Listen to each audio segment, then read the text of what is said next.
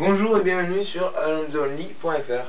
Alors aujourd'hui dans notre épisode New F1, nous allons vous présenter un après Grand Prix, donc pour le Grand Prix de Corée qui s'est passé ce matin. Donc je vais inviter Yannick Armango.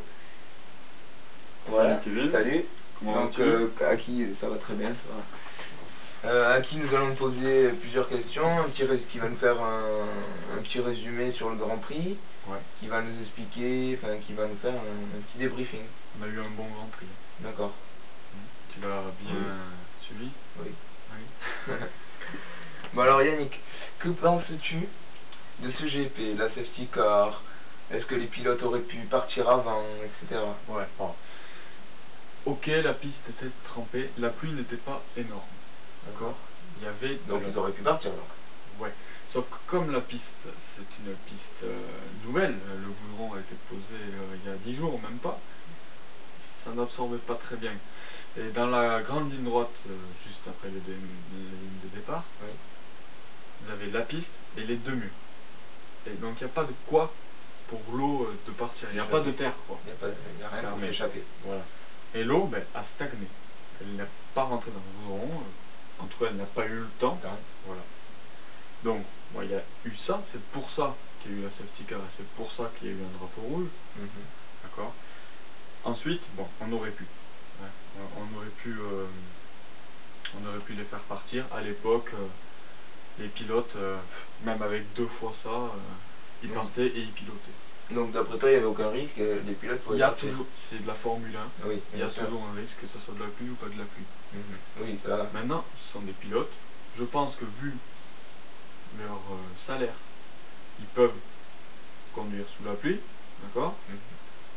Moi, j'étais pour qu'ils partent dès le départ. Maintenant, la FIA, c'est la FIA d'aujourd'hui, c'est comme ça. Voilà. Ensuite, au niveau du circuit, c'est un circuit technique et rapide, donc un circuit complet. Donc c'est un assez bon circuit qui reprend quelques caractéristiques de bons circuits comme Sakir, Spa et Abu Dhabi, donc c'est assez sympa. D'accord. Voilà. Donc alors parlons un peu d'Alonso. Donc bien sûr, Alonso fait-il une bonne opération ce week-end en gagnant une 5e victoire cette saison? Ah oui, 5 victoires. Oui, une excellente opération. 5 victoires. C'est le pilote qui a le plus de victoires cette saison. Ouais, il en a 5. Weber en a 4. Vettel et Hamilton 3. Et Jenson Button en a 2. Donc, Alonso, là, il se retrouve avec 231 points.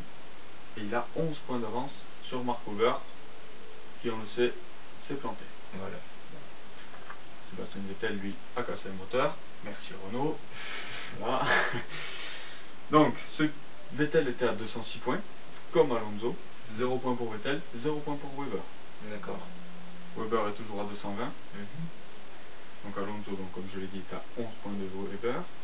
Il est à 21 points d'Hamilton, il me semble. Oui, 21 points. Et 25 de Vettel. D'accord. Voilà. Donc oui, il fait la bonne opération, il récupère la première place. Donc ce Grand Prix lui a apporté beaucoup. Voilà. Beaucoup, parce que grâce à ça, il peut envisager encore mieux pour aller chercher un nouveau titre. D'accord. Le 3e. Alors donc, Alonso peut-il être champion dès le prochain GP, donc au Brésil? Oui, il peut. Oui. Ça ne sera pas simple, mais il peut. Donc il y a plusieurs cas de figure. D'accord. Il y a un premier cas de figure, c'est si Alonso gagne sa course, il est premier. Weber ne fait pas mieux que 5e, et tous les autres, on s'en fout. D'accord. Donc si Alonso gagne, il faut et que Weber ne fait pas mieux que 5e, Alonso est champion au Brésil. D'accord. Voilà. Ensuite, il y a 2 autres cas de figure. Il y a si Alonso finit 2e. Weber ne doit pas faire mieux que 9e.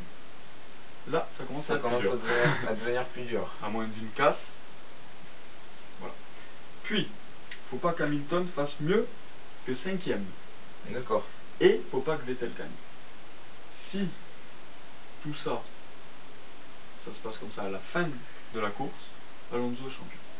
Et il y a un autre cas de figure, Alonso termine 3e, Weber ne doit pas faire mieux que 10e, et Hamilton pas mieux que 5e. Et encore, faut pas que Vettel... Ce qui va être compliqué quand même. Voilà, donc je pense que... La solution la plus envisageable qui peut être possible, je pense c'est la première, donc Alonso premier et Weber 5e. Voilà. Et encore, Weber, je ne le vois pas 5e au Brésil, je le vois beaucoup plus haut. Voilà. Même si je pense que les Ferrari seront... Tout peut changer, mais... Ouais, tout peut changer, mais moi je pense que ça va être chaud. D'accord. Et donc voilà. Donc en gros, sinon un beau Grand Prix. On a eu un beau Grand Prix, malgré bon, la pluie et la safety car. Ça n'a rien y faire. Hein. Ça s'est bien passé ensuite. Il y a eu quelques glissades. Il y a eu des pilotes qui ont tenté. Des petits, oui. Voilà. Il y en a qui ont tenté de mettre des pneus inter voilà, avant qu'il y ait la safety car qui rentre. Bon. C'est la course, après chacun fait ce qu'il peut et ce qu'il veut. Après c'est des stratégies. Voilà. Même sous la pluie il y a des stratégies. Et oui. Et voilà. Voilà. Bon ben merci. Merci à toi. Et puis à la semaine prochaine. À la semaine prochaine, ouais. Dans 2 semaines. Voilà. Le Grand Prix du Brésil. Alors merci de nous avoir suivis et puis on vous donne rendez-vous pour le prochain Grand Prix du Brésil. Allez, salut.